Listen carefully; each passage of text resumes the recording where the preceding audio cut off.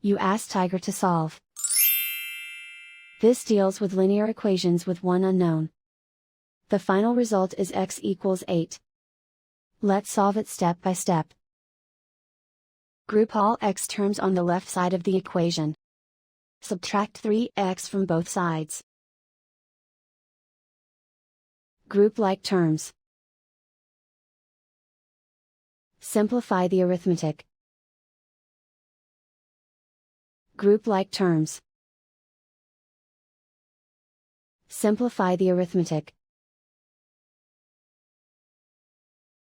Group all constants on the right side of the equation. Add 6 to both sides. Simplify the arithmetic.